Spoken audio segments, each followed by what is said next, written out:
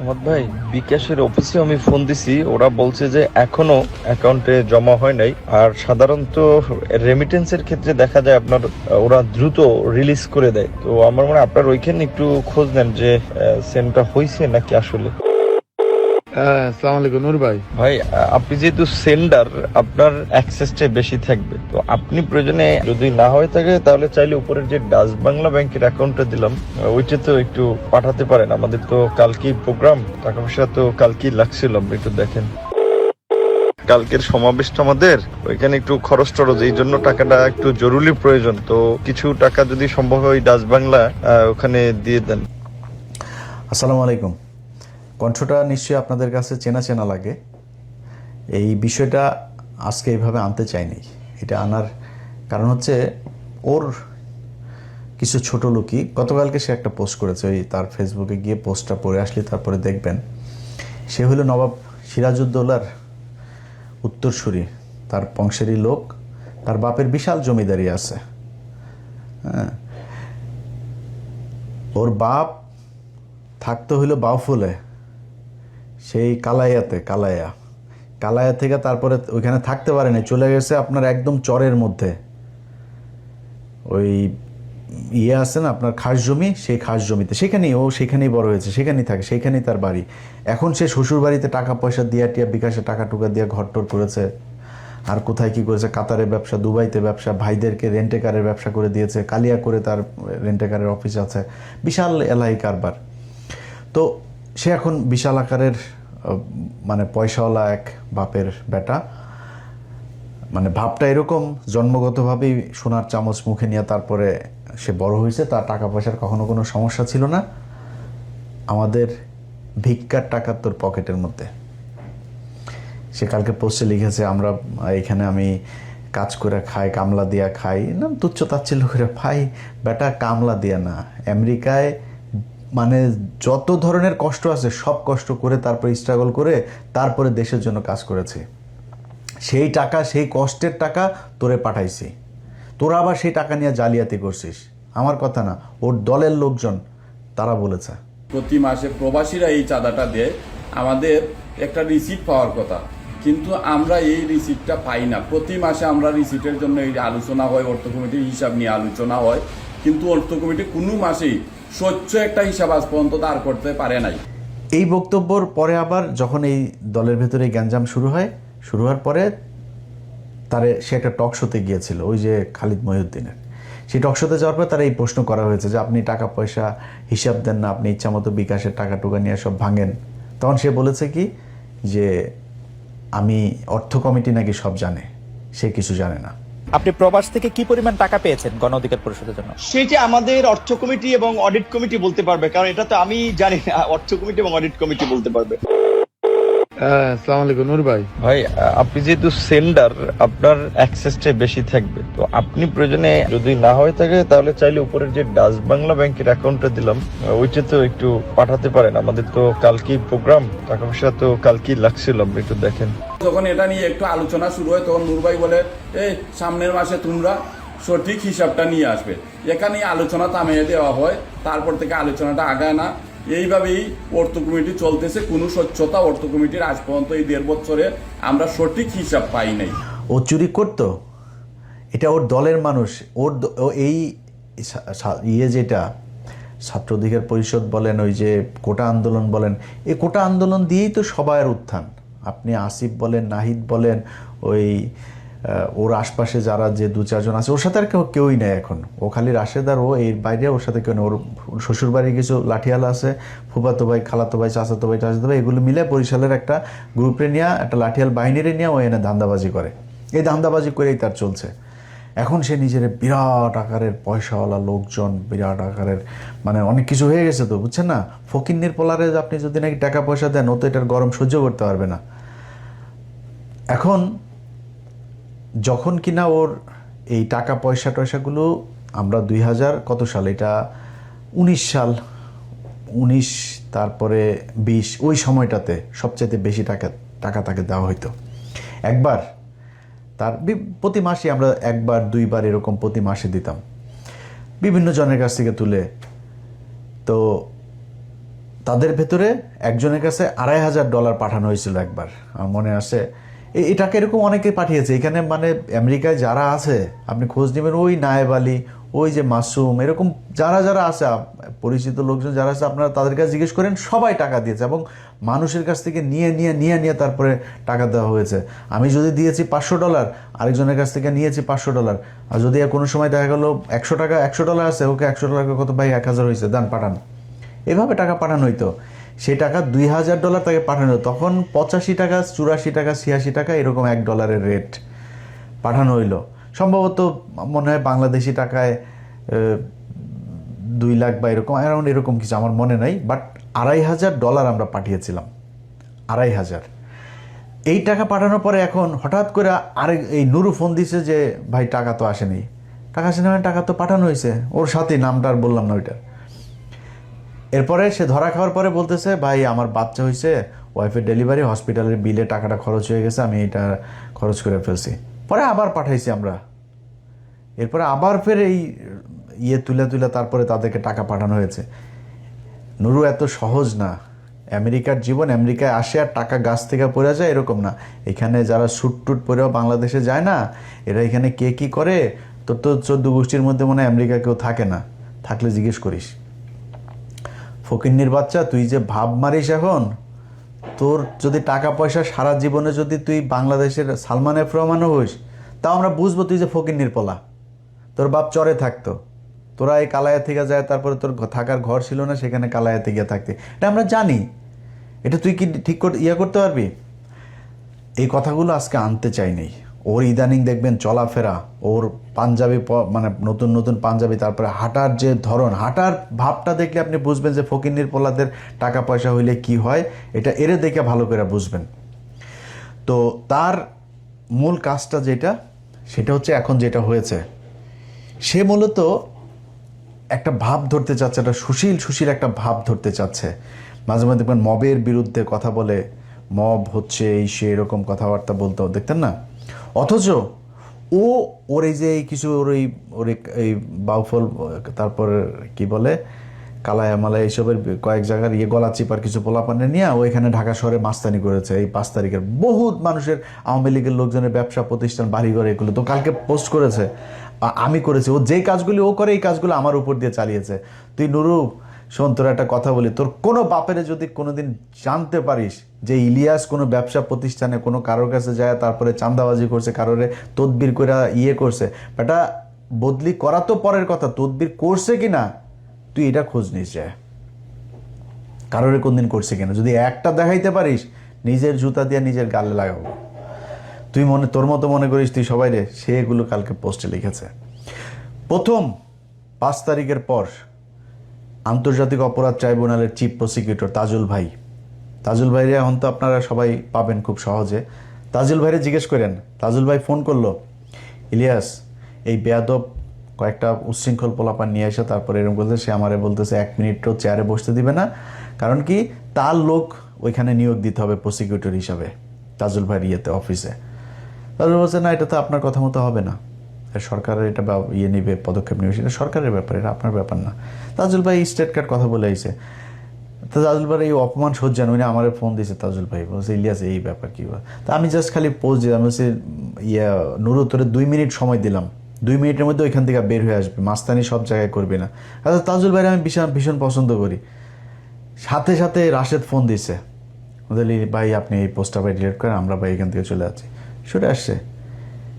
আচ্ছা, স্বাস্থ্য মন্ত্রণালয়ের একজন স্বাস্থ্যমন্ত্রী একজন ব্যক্তিগত সহকারী ছিল, সেই ছেলেটা একজন জুলাই যোদ্ধা, তার হাত দিয়ে বহু জুলাই এই যুদ্ধে আহত বহু মানুষকে সে এই সুস্থ করেছে। এইটার কারণেই তাকে এই মন্ত্রীর পিএস বানানো হয়েছিল।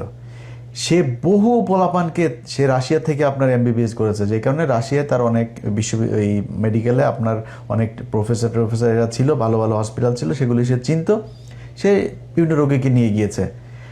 এমন একজন মানুষকে সে তার একটা তদবির করেছে, তাদের কাছ থেকে আপনার কিছু জিনিস কিনতে হবে, এটা নুরু দিবে, সাপ্লাই দিবে।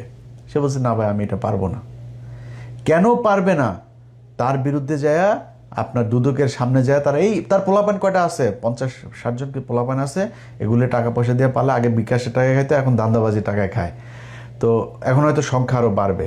দুদকের সামনে যায় এক দফা এক দাবি নিয়ে বসছে, ওই ওনারে পিএসসি করতে হবে। দুদকের যায় সেখানে ফাইল করছে, সেখানে মব সৃষ্টি করে সেই ছেলের বিরুদ্ধে তারপরে করা হয়েছে। সেই পিএস আমার ফোন দিল, ভাই এই ব্যাপার। আমি সাথে সাথে এটা খোঁজ নিলাম, নিয়ে দেখলাম যে ছেলে খুব ভালো। সে বাইরে তখন দুদকে সে যখন করেছে, আপনার কমপ্লেন করেছে, সে তখন রাশিয়াতে। এই নুরু বলেছে দুদককে যে সে রাশিয়া পালিয়ে চলে গিয়েছে, অথচ নুরু তখন একজন রোগী, খুব সিরিয়াস একজন রোগী। আপনাদের মনে আছে যে যার ওই যে মুখ দিয়ে আপনার এই নাকটাক এগুলো সব যে একদম হয়ে গিয়েছিল আর কি, বিকৃত হয়ে গিয়েছিল, সেই ছেলেকে সে ওইখানে ট্রিটমেন্ট নিয়ে দিতে গিয়েছে। সেই ছেলেরও বক্তব্য আমাকে পাঠিয়েছে, শোনেন আপনারা। আমি সেগুনচন্দ্র ভগবান এমনিতে সবাইকে দাদা নমস্কার ও রচি ভাগ্যদের আসসালামু আলাইকুম। এই জুলাই আন্দোলনে শুরু হওয়া 5 আগস্টে সফল আহতদের নিয়ে যে গাছপার কাজ করেছেন, সেই গাছপার হচ্ছেন ওষুধের স্বাস্থ্য উপদেষ্টা নুরজাহান ধরনের ব্যক্তিগত কর্মকর্তা ডাক্তার মাহমুদুল হাসান। ইন্দিরাও তিনি এপিসেশন দায়িত্বে রাশিয়া আমার ছাত্র গিয়েছিলেন অন্য চিকিৎসার জন্য। তো আমি এখন শুনতে চাচ্ছি ওনার নামে অনেক মিথ্যা গুজব ছড়াচ্ছেন, উনি নাকি কোটি কোটি টাকা রাশিয়া সাক্ষাৎ করেছেন। আরও শুনতে চেয়েছি উনি নাকি বাংলাদেশে আট দেন না, কই আমি তো দেখছি এখন উনি বাংলাদেশে আছে। কিছু কিছু শুদ্ধভাবে লোক আছেন যারা মিথ্যা অপবাদ ছড়াচ্ছেন। আমি তাই এসবের সঙ্গে দেখতে বলতে চাই যে তারা যেন একজন মানুষকে কাটতি থেকে বরখাস্ত করা দেয়, যেন থেকে ঠিকমতো কিছু নিয়ে খাটতে। কারণ এই বিষয়টি কিছু করলাম, তাহলে এটা আমাদের দেশের জন্য খুবই দুঃখজনক। এমনকি আসাম নামের ভাই অনেক ভালো মানুষ, তিনি আমার সাথে ছিলেন প্রায় 1.5 মাসের মতো। সেখানে আমি দেখেছি উনি অনেক ভালো মানুষ। আচ্ছা, এরপরে হইল তার এলাকার আপনার কালাইয়া, সেখানে আপনার গলাচিপায়, সেখানে আপনার করছে গলাচিপাতে ওইখানকার ইউএনও ছিল। সেই ইউএনওর কাছ থেকে 72 লক্ষ টাকা একদম 5 তারিখের পরপরই 72 লাখ টাকা খেয়ে দিছে। সেই খাওয়ার আবার একটা কঠিন কৌশল করে তারপরে সে খাইছে। ওই লোক আওয়ামী লীগের লোক, তারা বলছে তো আপনারা আমি রাখবো, আমি কি পাবো। তখন সে একটা সিস্টেম করছে যে নুরুকে সংবর্ধনা দিবে। এই সংবর্ধনার কথা বলে 72 লাখ টাকা খরচ করছে একটা সংবর্ধনার পিছনে। এটা সেই ইউএনএর সেই ইয়ের মধ্যে এখনো পর্যন্ত আছে। অতএব সেইখানে যখন 72 টাকা খরচ করতে হলে তো একটা হিসাব খরচটাও দেখাইতে হবে। প্যান্ডেল করছে, বিশাল এক প্যান্ডেল। এই যে প্যান্ডেল আপনারা দেখতেছেন, এইটা লোকজন নাই, খালি জায়গা। নুরু যায় থাকবে, 1 রাত থাকবে। 1 রাতের জন্য একটা এসি কেনা হয়েছে। সেই এসি রুমের মধ্যে নুরু থাকতে হবে। নুরুর বাপ তো হইল গিয়া জমিদার, নুরু জীবনে তো এসি ছাড়া ঘুমায় নাই। নুরুর জন্য এসি কিনতে হয়েছে 1 রাতের জন্য। এই এসি মিসি কিনা আমার কাছে ওই পুরা এই কাগজ আছে, এই যে তালিকা দেখছেন, এই বিভিন্ন নামে দেখায় টোটাল প্রায় 73 লাখ টাকা সে ওখান থেকে উঠাইছে। এই টাকাটা পুরা নুরু মেরে দিছে। এইভাবে সে এই 5 তারিখের পর থেকে পুরা সময়টাতে সে আপনার নানান ধরনের টাকা লুটপাট করছে। তো এই ফকিন্নির পোলার আপনার পা থেকে মাথা পর্যন্ত পুরাটাই দুর্নীতি, অনিয়ম, মানুষের টাকা আত্মসাৎ, এটাতে ভরা। সে জীবনে কোনো দিন আওয়ামী বিদ্বেষী ছিল না, সে আওয়ামী বিরোধী জীবনও কখনো ছিল না। তার রক্তের মধ্যে আওয়ামী লীগ। তার বাবার একটা বক্তব্য আপনারা শুনেন, তার বাপ তারে নিয়ে কি বলে। রাজনৈতিক দেশ ছিল বঙ্গবন্ধু শেখ মুজিবুর রহমান। এটা যদি আমি বলি দেশে ছিল না, তাহলে আমি ভুলের রাজ্যে বসবাস করি। আজ এখন বাংলাদেশে বঙ্গবন্ধুর পথ দ্বিতীয় নেতা বিভিন্ন। আমি আপনাদের কাছে আর একটা কথা বলি, আমি এখান থেকে বিদায় নেব। বিএনপি কিন্তু রাজনীতি করিয়া এই দেশ, তারপরে জাতীয় পার্টি কি রাজনীতি করে ক্ষমতায় আসছে? কি বলেন? জাতীয়বাদীও রাজনীতি করে আসে নাই, বিএনপিও রাজনীতি করে আসে নাই, বঙ্গবন্ধু রাজনীতি করে আসে। ভাবন প্রত্যেকের দোয়ায় সে এখন জাতীয় নেতা। তার সামনে বাংলাদেশে এখন জাতীয় নেতা আর নাই। মনে মনে কলা খায় ওনাগর নেতায়, তার সাথে দয়ালু যোগাযোগ করে তারেক রহমান। তোমরা এখানে বইয়া ছোলা কলা খায়। তার এলাকার আরেকজন আছে, সেও তার আত্মীয়, সেও ওইখানকার আওয়ামী লীগের পদে ছিল। সেই লোক তাকে হইল গিয়া এই গলা চিপার আপনার বানাইছে, বাউফলের আপনার শেখ মুজিব বানাইছে। শুনেন তার বক্তব্য। যিনি এই সারা বিশ্বে যাকে চেনে তিনি হলো নূর ভাই। আমি সর্ববিশ্বাস ইউনিয়নের 1 নং ওয়ার্ডবাসীকে বলতে চাই, ধর্মাত নির্বিশেষে গোপালগঞ্জ আমাদের শেখ হাসিনার বাড়ি, সেখানে অন্য কোনো গান নাই, শুধু গান হলো একটা নৌকা। আমাদের এই 10 মিলে গলা চিবা, আমরা তরে ভোট দেবো না, আমরা ভোট দেবো চরে। আমাদের গান হলো একটা, সেটা হলো সর্ববিশ্বাস ইউনিয়ন তৃতীয় গোপালগঞ্জ নামে পরিচিত। আপনারা তার শেখ হাসিনার সাথে যেদিন সে কিনা ওই যে ভিপি নির্বাচিত হয়, ভিপি নির্বাচিত হওয়ার পরে শেখ হাসিনার সাথে তো নিশ্চয়ই আপনারা তার বক্তব্যগুলো শুনছেন। আমি আজকে আবারও আপনাদেরকে শোনাই, এটা হয়তো অনেকেই মিস করে গেছেন। সেখানে বক্তব্যটা আগে আমরা শুনে আসি। আমিও যেটা বলেছি যে আমি ছাত্রলীগের কর্মী ছিলাম না, শুধু ছোটোখাটো একটা নেতাও ছিলাম, হলের পোস্টেড ছিলাম।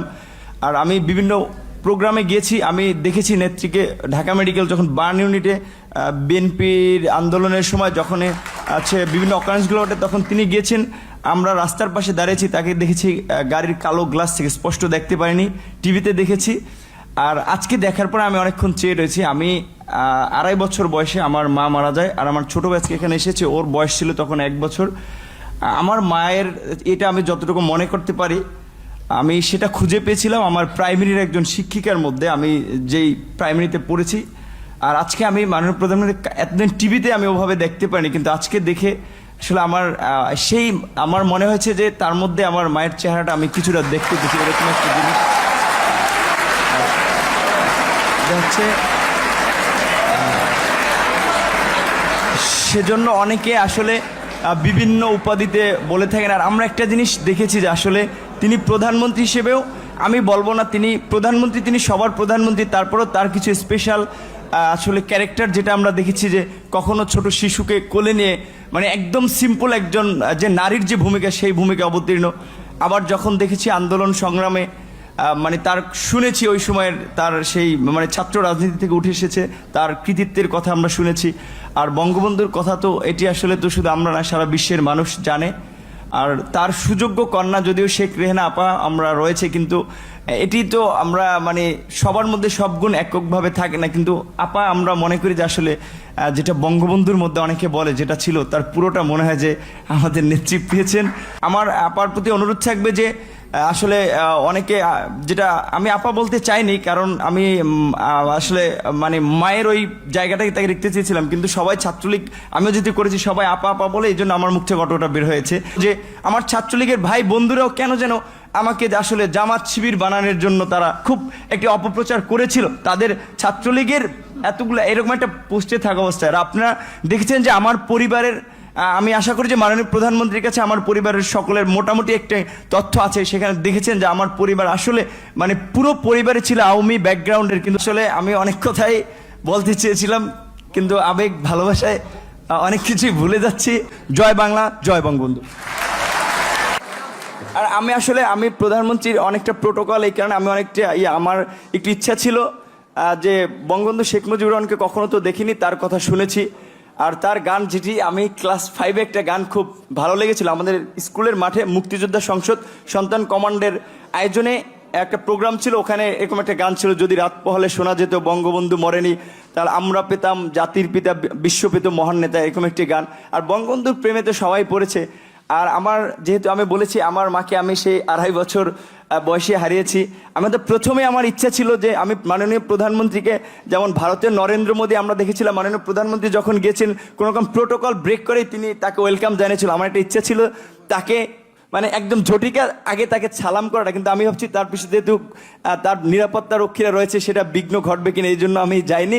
আমি একটু প্রধানমন্ত্রী আপনাকে একটু, যেহেতু আমার মা নাই, আমি বলেছি আমার সেই মাতৃত্বের ছায়াটা আমি দুজনের ব্যক্তির মধ্যে খুঁজে পেয়েছি, সেটা আমার শিক্ষিকা এবং হচ্ছে আপনি। আমি একটু আপনাকে সালাম করতে চাই।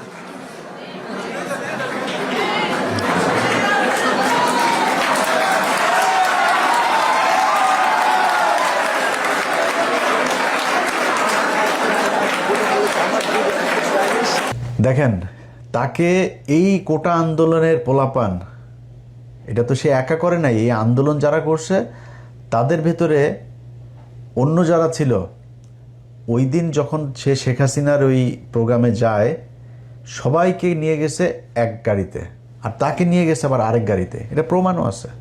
ছাত্রলীগ নেতারা ঢাকা বিশ্ববিদ্যালয়ের বাসে করে গণভবনে গেলেও ভিপি নুরুল হক ও সমাজসেবা সম্পাদক আক্তার হোসেন যান আলাদা গাড়িতে।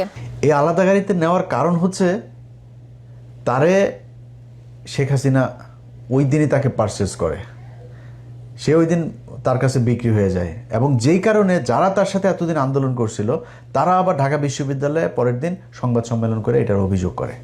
কিন্তু আমরা মনে করি তিনি যে বক্তব্য পূর্বে দিয়েছেন এবং গতকাল যে বক্তব্য দিয়েছেন, এটি এক ধরনের মানে টোটাল আন্দোলন স্পিরিটের জন্য ক্ষতিকর বলে আমরা মনে করি।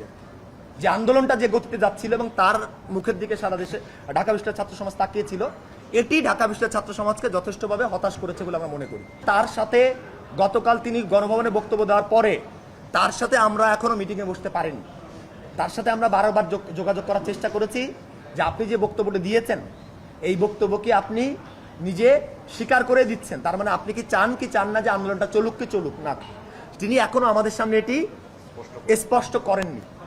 যেহেতু তিনি স্পষ্ট করেননি, আমরা মিডিয়ার মধ্য দিয়ে যে বক্তব্য, গণভবনে প্রধান বক্তব্য যেটি পেয়েছি, এটি যথেষ্ট সাংঘর্ষিক। এখন তিনি যদি এই বক্তব্যকে ধরে রাখেন তো নিশ্চয়ই সেটা ছাত্রদের যে স্পিড সেটার সাথে প্রতারণাপূর্ণ। তিনি যেটি বলেছেন যে এই একটা নির্বাচন করতে গেলে কিছু ছোটখাটো ত্রুটিপূর্ণ থাকে, আমরা প্রত্যাশা করি আগামীবার যে নির্বাচনটি হবে সেই নির্বাচনটি যথেষ্ট সুষ্ঠু হবে। আমরা মনে করি এই নির্বাচনটি, তিনি যে বক্তব্য প্রদান করেছেন আর এই বক্তব্যটা যথেষ্ট সাংঘর্ষিক। আমরা প্রত্যাশা করেছিলাম তিনি যে গণভবনে গিয়েছেন, তিনি হয়তো গিয়ে এই যে পুনর্নির্বাচনের দাবিটি তিনি হয়তো ওখানেও তুলে ধরবেন, ওইটা দৃঢ়ভাবে পুনর্ব্যক্ত করবেন। কিন্তু তিনি সেটা না করবার মধ্য দিয়ে এক ধরনের, ভাই যেটা বললেন যে এক ধরনের এইটা ছাত্রদের যে স্পিডের সঙ্গে এক ধরনের তিনি দ্বিচারিতা করেছেন। আচ্ছা, এটা আবার দেখেন, সে একটা ব্যাখ্যা দিয়েছে যে তাকে নাকি ওই দিন নিয়ে যাওয়া হয়েছিল, মানে এই 5 তারিখের পরে সে ব্যাখ্যা দিয়েছে তাকে নাকি ওই দিন নিয়ে যাওয়া হয়েছিল, তার বাবাকে চাপ দিয়ে তারপরে নিয়ে যাওয়া হয়েছে। অথচ ওর বাপের সাথে ওর ভালো সম্পর্ক না। ওর বাপ এই 5 তারিখের পরে ওর পিছনে আসে, ওর বাপের সাথে কিন্তু ওর ভালো সম্পর্ক না। ওর বাপ ওরে দেখেও না তেমন ঠিক মতো। ওর ওই যে নানি বাড়িটারি আরও কিছু আত্মীয় স্বজন আছে, তারা ওরে দেখে। ওর বাপ আরেক জায়গায় বিয়ে করে, ওর বাপ তার মতো থাকে, ওর বাপের সাথে ওর সম্পর্ক ভালো না। অথচ তার বাপের নাকি চাপ দিয়ে তাকে নাকি ইয়ে করছে। অথচ তার যে বক্তব্য আপনারা শুনলেন, আপনার কি মনে হয় যে কোনো দিন কোনো মানুষকে চাপ দিয়ে এত স্বতঃস্ফূর্তভাবে তোরা চাপ দিয়ে নাই অনুষ্ঠানে নিয়ে যাইতে পারে? আপনাকে আমার মায়ের মতো লাগে, আপনি আর পায়ে ধরে মাপ চাইছে, আপনারা দেখছেন না, পায়ে ধরে সালাম করছে সে, অথচ সে বলে আরেকটা। আমার কাছে ফোন আসলো তৎকালীন প্রধানমন্ত্রীর কার্যালয়ের থেকে, যে ডাকসুর সমস্ত প্যানেলকে তিনি চায়ের আমন্ত্রণ জানিয়েছে। যাওয়ার সিদ্ধান্ত নেওয়ার আগেই তখন আমার বাবাকে এই পটুয়াখালী থেকে ঢাকায় নিয়ে আসা হয়, এবং নিয়ে এসে তাকেও কিছুটা আসলে যে আতঙ্কিত করা হয়, আপনার ছেলে যদি না যায় আপনার ছেলেকে মেরে ফেলতে পারে। দেখেন, খালেদা জিয়ার মতো একজন বিশাল মাপের নেত্রী, তাকে জেলে নিয়েছে, বিএনপির নেতাকর্মীরা কি আন্দোলন করে তাকে বের করতে পেরেছে? সে যদি না যায়, এটার জন্য তার পরিণতি কিন্তু চরম আসলে খারাপ হতে পারে। তো এখন আমার মা নেই, তো আমার বাবা আসলে এক প্রকারে আমার বলা চলে যে খুব ক্ষমা চাওয়ার মতো, যে বাবা আমি তো তোদেরকে মানুষ করেছি, আমি তোদের কাছে কিছু চাই নাই, বলি নাই, তোরা বিশ্ববিদ্যালয়ে পড়স। আমি তোর একটা অনুরোধ করি যে যেহেতু প্রধানমন্ত্রীর পক্ষ থেকে দাওয়াত করা হয়েছে, গণভবনে যাও। উনি স্বাভাবিকভাবেই যে একজন মায়ের জাতি, তো ওনাকে তুমি সেভাবেই সম্মান করবা। আমার বাবাই আমাদেরকে তখন মায়ের আদর বাবার আদর দুটো দিয়ে বড় করেছে।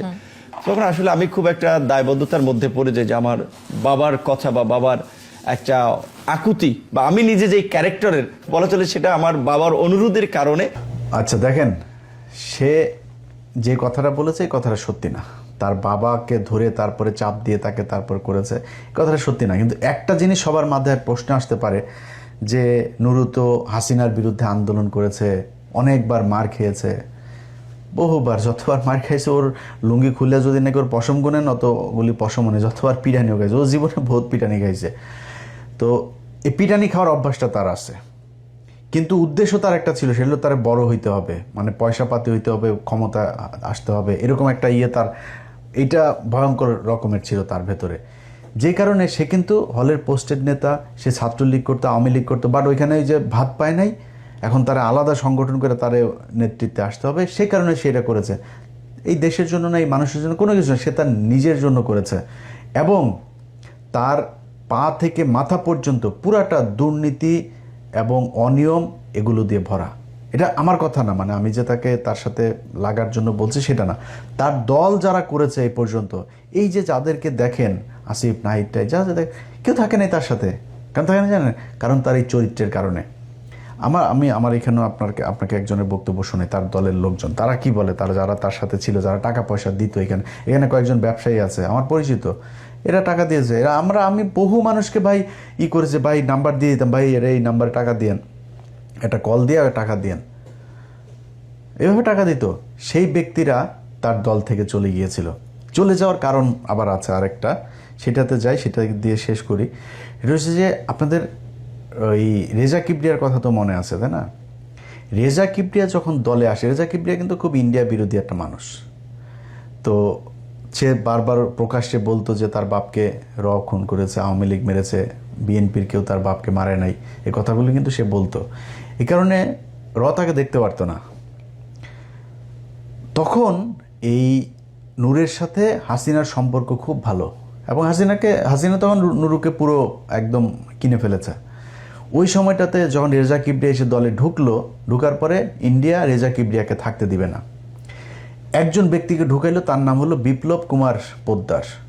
সে বিপ্লব কুমার পোদ্দার হঠাৎ করে এসে দলের ভিতরে একদম প্রথম সারিতে চলে আসলো, তার পাশে বসে থাকে।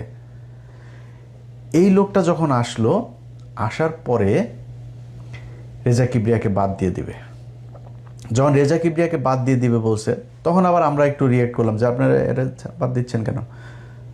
এটা বাদ দেওয়ার পরে ওর দলের ভেতরে কিছু মানুষজন ওর থেকে বের হয়ে গেলে, এখানকার আমার পরিচিত কিছু ব্যবসায়ীরাও বের হয়ে যাবে, এবং এরা তখন বললো যে আমরা ওরা টাকা পয়সা দিব না, আমরা আগের টাকা পয়সার হিসাব চাই। এই টাকা পয়সার হিসাব যখন চাইছে, সে টাকা পয়সার হিসাব দিবে না, টাকা পয়সার হিসাব তার কাছে নাইও, সে দিতে পারবেও না। তো তারা করলো কি, তারা দল থেকে বের হয়ে গেল, এবং তারা সরাসরি অভিযোগ করেছে এই অভিযোগগুলো। এনিওয়ে, আমি উনাকে প্রতি মাসে আমি টাকা দিতাম দলের জন্য, কিন্তু উনার নামে, উনার অ্যাকাউন্টে, উনার বিকাশ নম্বরে আমি টাকা দিতাম। সো এটা আজ থেকে আমি আর দিব না, এমনকি আমি উনার সাথে কোনো দল করব না, এই দলের মধ্যে আমি নাই। উনি জাতির কাছে আইসা মাফ চাও, যদি জাতি মাফ করে দেয় ভালো, আর এইরকম দেশের গাদ্দারের সাথে আমি কাজ করব না। আর যদি আপনারা প্রমাণ সহকারে রিসিপ্ট সবকিছু দেখতে চান, আমি দিয়া দিব ইনশাল্লাহ, এবং কি প্রুফ সবকিছু আছে। আমি উনাকে প্রতি মাসে টাকা দিতাম, উনি একটা টাকাও দলের মধ্যে দেয় নাই। আমরা আমেরিকা থেকে অনেক টাকা পয়সা এই দলের জন্য দিয়েছি, যেটার এখন পর্যন্ত আমরা কোনো হিসাব পাইনি, অর্থ কমিটির কাছেও পাইনি, নূরের কাছেও পাইনি। আমরা বিকাশের মাধ্যমে, বাই অ্যাকাউন্টের মাধ্যমে, বাই পিন নম্বরের মাধ্যমে আমরা লক্ষ লক্ষ টাকা এই দলের জন্য দিয়েছি। আমরা আর কোনো টাকা পয়সা এই দলের জন্য খরচ করব না, কারণ এই দলটা এখন এনডিআর হাতে চলে গেছে। আর সদস্য সচিব এটাই করতেছে, এনডিআর রয় ওনাকে যে মেসেজটা দিতেছে এটাই উনি করতেছে। আপনারা দেখেন যে উনি ডক্টর রেজা কিবরিয়া, ওনাকেও বের করার ফায়তারা উনি করতেছে, আসলে উনি করতেছে না, এটা রোর মাধ্যমে হয়েছে, কারণ রেজা কিবরিয়া এগেনস্ট অফ র। আচ্ছা, খালি রয়ের বিষয়টাই না, তার সাথে আবার মুসাদের বিষয়টাও কিন্তু এখানে আসছে, তাদের সাথেও সে দেখা করছে, এবং সে তার লোকজন যাদের টাকায়, যাদের প্লেনের ভাড়ায় সে ওখানে গেছে, তাদেরকে পর্যন্ত রাখে নাই। সে গোপনে যায় মুসাদের সাথে, ওই যে মেহেন্দি ছাপাদির সাথে দেখা করে আসছে, সেটা তার দলের লোকজন বলছে। মিটিং এ ছিলেন কতক্ষণ আপনি মেহেন্দির সাথে? 40-45 মিনিট। ছবি তুলে নেই মেহেন্দির সাথে? একটা বোধহয় তোলা হয়েছিল আমাদের। হ্যাঁ, ওইটা আমাকে দিবেন, ওইটা আমি ড্যানিয়েলকে পাঠাবো, ড্যানিয়েলকে আপনার নাম্বার দেব, আমি বলবো যে আমাদের লোক, ঠিক আছে? ড্যানিয়েল আপনার সাথে ফোন দিবে। He was meeting with Safadi about this issue.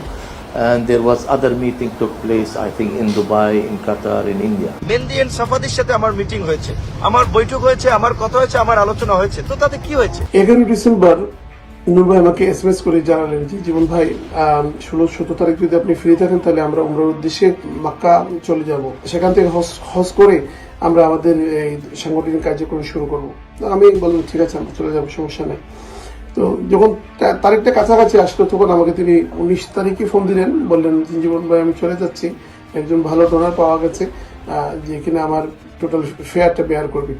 তখন আমাকে বললেন আমার তো কিছু অ্যাপয়েন্টমেন্ট আছে, যেহেতু আমরা একসঙ্গে যাচ্ছি আপনাকে বলা উচিত, এখানে আমার মুসাদ সহ বিভিন্ন গোয়েন্দা সংস্থার সঙ্গে দেখা হবে, আমাদের একসঙ্গে যেতে হবে। তো আমি ওনাকে স্ট্রেট বলে দিয়েছিলাম ওই সময় যে জি না, আমরা তো হজ করতে যাচ্ছি, এই মুহূর্তে আমি এই ধর্মীয় অনুভূতি এবং রাষ্ট্রীয় বিরোধী কোনো কাজ কর্মকাণ্ডে অংশগ্রহণ করব না, আপনি কাতার চলে যান আর আমি মক্কা চলে যাই। তখন উনি কাতারে প্রবেশ করলেন আর আমি মক্কার উদ্দেশ্যে রওনা করলাম। আমি মক্কায় 18 দিন থাকার পর উনি মক্কা যখন আসলেন তখন আমার সঙ্গে দেখাও ওনার হয় নাই। তো টোটাল সাংগঠনিক শহরটা আমাদের একসঙ্গে ছিল, কিন্তু আমরা একে অন্যের সঙ্গে কখনো দেখা হয়নি, কারণ একটাই বিষয় আমি ওনার সঙ্গে দ্বিমত পোষণ করেছিলাম। তাই এবার এই যে বিভিন্ন দেশের গোয়েন্দা সংস্থা এবং যারা আমাদের শত্রু হিসাবে আমরা যাদেরকে ট্রিট করি, সেই সব দেশের গোয়েন্দা সংস্থার সাথে যায় যেই নেতা তারপরে গোপন গোপন বৈঠক করে, সেই বৈঠকে কি কথা হয়েছে কি আমাদের দেশের মানুষকে আজও পর্যন্ত সেটা জানতে দেওয়া হয় নাই। এবং হাসিনাও কিন্তু তাকে কিছু বলে নাই, কারণ হাসিনার সেই রয়ই তাকে সেই মিটিংগুলো করাইছে, যে কারণে তাদের কোনো সমস্যা নেই। সে কিন্তু এখান থেকে আসার পরে বিমানবন্দর থেকে তাকে অফিসে নিয়ে যাওয়া হয়েছে, তারপরে সেখান থেকে নিয়ে যাওয়া হয়েছে ভারতীয় হাই কমিশনে, তার লোকজন বলছে এগুলি। দুবাইতে আইসা যে মেহেদী সাফাদির সাথে মিটিং করলেন, প্লাস ওইখান থেকে যাওয়ার পর বাংলাদেশে এনডিআর বা গোয়েন্দা বা হাই কমিশনারের সাথে মিটিং করলেন, এটা কিন্তু আমাদের দলের জন্য কাম্যকর নয়। উনি যে কাজটা করছেন দেশদ্রোহী, তাই আমি খুবই দুঃখ পাইছি। দেখতেছেন কিছুদিন থেকেই আমাদের গণ অধিকার পরিষদে একটা বিশৃঙ্খলার সৃষ্টি হয়েছে। দুঃখজনক হলো বিষয়টা সত্যি। বিপ্লব কুমার পোদ্দার উনি যখনই আমাদের দলে আসলেন তারপর থেকে আমাদের দলের সমস্যাটা শুরু হয়েছে, কারণ বিপ্লব কুমার পোদ্দার উনি একজন রোড এজেন্ট। আমাদের সদস্য সচিব বিপি নুরুল হক নূর উনিও একজন রোড এজেন্ট। উনি ইন্ডিয়ান হাই কমিশনার সঙ্গে দেখা করেছেন, রোর সঙ্গে ওনার কন্টিনিউ যোগাযোগ আছে। উনি ডাম বাম কিছু বুঝতেছেন না, উনি যা ইচ্ছা তাই করতেছে। এটার একমাত্র কারণ হয়েছে ওনার যে মিশনটা, যে ওনার মিশনটা না, রোড যে মিশনটা, এই মিশনটাইকে কিন্তু উনি কমপ্লিট করতেছে। এই হচ্ছে নুরুর আসল চরিত্র। এবার বাকিটা আপনাদের। নুরু এখন মন্ত্রী হয়ে গেছে, মন্ত্রী এসে নিজের মনে করছে সে কুয়ার ব্যাংক, সে এটা মনে করারই বিষয়, বাট দিন এটাই শেষ না। নুরু, তোমার কপালে ওই আগে যেরকম খাইতে না, ওই জিনিস তোমার কপালে আরো বহুত আছে। ওই যে গলা চিপার লোকজনই তোমারে খাইয়ে দিবে। বিএনপির লোকজনের সাথে তোমার এখন হালকা পাতলা বাঁধে না, হালকা পাতলা না, ভারী ভারী খাওয়া তুমি সামনে। আল্লাহ যদি বাঁচায় রাখে এগুলো দেখব। তো শেষ করার আগে খালি তোমার একটা জিনিস বলে রাখি, যে তুমি আমার নিয়ে যখন কথা বলবা না, তো তুমি হিসাব করবা, হ্যাঁ, যে তুমি কারে নিয়ে কথা বলতেছো। ধরো কথা তুমি আমার টাকা পয়সা নিয়ে কথা বলবা, আমার বাপের কি আছে ওইটাকে একটু খোঁজ নিবা। হ্যাঁ, আমার কি আছে, আমার কয়টা টাকা আছে সেটাও আবার খোঁজ নিবা। মানে আমি তো এখানে কাজ করি, তাই না? আমার কাজ করার মধ্যে আমার তার হাজার হাজার কোটি টাকা নেই, কিন্তু যেটুকু আছে সেটা আমার কাজ করে তারপরে যতটুকু আমি উপার্জন করছি ওইটা কতটুকু আছে। তুমি কি কাজ করো ওইটা একটু হিসাব করবা। ভিক্ষা করে খাইয়া, যার কাছ থেকে ভিক্ষা চায়া খাও, তারে নিয়ে আবার টাকা পয়সা তুই একটা অন্য আলাপ করতে পারতি। তুই কালকে ফেসবুকের পোস্টে তুই তহিদ আফ্রিদিরে ছাড়াইছিস, সেই তহিদ আফ্রিদিকে ছাড়াইতে গিয়া তারপরে কয় টাকা নিছিস না নিছিস কি করছিস, তহিদ আফ্রিদি কি ছাড়া পাইছে কিনা, তোর পোস্টে কিন্তু সেই আলোচনায়। আমি তোরে এখন নতুন করে ধরছি কেন, কারণ আমি আপনাদেরকে এই ভিডিওর মাধ্যমে জানাই রাখি তহিদ আফ্রিদি জামিনে বের হয়ে গিয়েছে। তাকে খুব সুকৌশলে দেশ থেকে বের করে, আমি জানি না সে দেশ থেকে বের হইতে পারছে কিনা, বাট তাকে সুকৌশলে দেশ থেকে বের করার চেষ্টা চলছে। এই নুরু করেছে সব কিছুর একদম অর্গানাইজ করেছে এই নুরু। আপনাদের দেশবাসীর কাছে আমি আজকে ভিডিওতে বলে গেলাম, আমার এই ভিডিও থাকবে, আপনারা জানতে পারবেন, এই দেশের মিডিয়ার কাছে জানতে পারবেন, নাহলে আমি কনফার্ম হয়ে একদম তথ্য সহ আপনাদেরকে জানাই দিব। আপনারা এই 2-4 দিনের ভেতরেই বাংলাদেশের মিডিয়াতে জানবেন যে তহিদ আফ্রিদির জামিন হয়ে গিয়েছে। কিন্তু জামিনটা আসলে হয়ে গিয়েছে, সে বের হয়ে গিয়েছে, এটা নুরু করেছে, এই জন্য ওরে আমি ধরছি এবার। সো তুই টাকা পয়সা নিয়ে তারপরে ধান্দাবাজি করিস, আর আমি এই যারা ধান্দাবাজ তাদেরকে ধরানোর জন্য নিজের জীবন বাজি রেখে নিজের বিপদে ফেলে শত্রুতা তৈরি করে তারপরে তাদের শাস্তি চাই। এটা তোর মধ্যে আর আমার মধ্যে পার্থক্য। আর তুই আমার নিয়ে যখন কথা বলবি না, তোর পেটটার মধ্যে একটু হাত দিবি, দিয়ে দেখবি যে আমার কষ্টের টাকা তোর পেটের মধ্যে আছে, তোর টাকা আমার পেটের মধ্যে নেই, জীবনে আসবেও না, ইনশাল্লাহ আসবেও না। কারণ তোর না খায় মারা গেলেও তোর কাছে ভিক্ষা করবো না, তুই জানে ভিক্ষা করতে পারিস, ওটা আমার এতে হবে না। সো খুব হিসাব করে কথা বলবি। আল্লাহ হাফেজ।